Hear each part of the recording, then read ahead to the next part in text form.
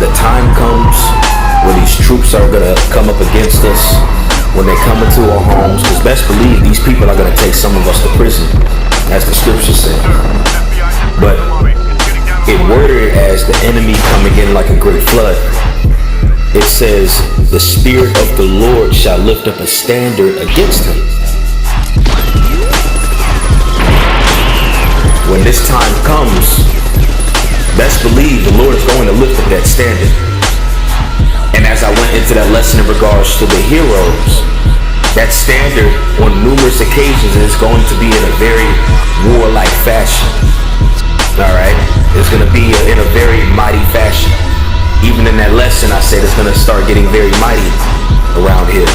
Obviously, we know that a lot more things are going to happen. All right, a lot more possibilities. The possibilities are endless with the Lord and what's tied to his spirit. He's omnipotent. So this variation of the spirit I want to go into, like I did in my previous lesson in regards to the heroes, is going to be tied to part of that standard is going to be tied to superhuman abilities, spiritual power. When you read this word spirit here in the Hebrew, it's Ruach. And when you go into all these different definitions, it says so many things, but one that stands out majorly in these definitions, it says, when you look at one of the definitions, it says imparting warlike energy and executive and administrative power. So it says to impart warlike energy within somebody. So when you go back to Isaiah 59, where it says the Spirit of the Lord shall lift up a standard, we can't deny that part of that standard is going to be in warlike energy.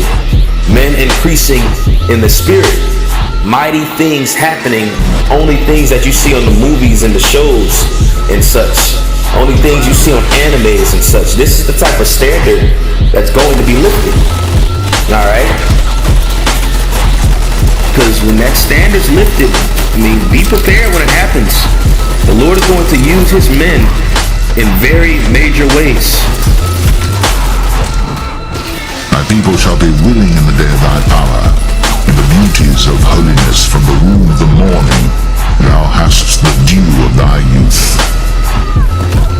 Behold, I give unto you power to tread on serpents and scorpions and over all the power of the enemy, and nothing shall by any means hurt you.